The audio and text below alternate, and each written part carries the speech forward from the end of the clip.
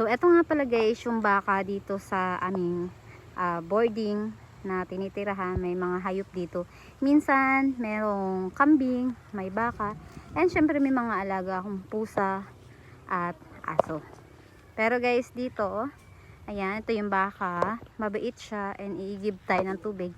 So ayan yung pamangkin ko yung taga i-give. Siya na rin yung taga dala doon kasi nagbi-video ako. So ayan guys, ipapainom na natin yan sa baka na mabait. And sobrang bait talaga ng bakang yan.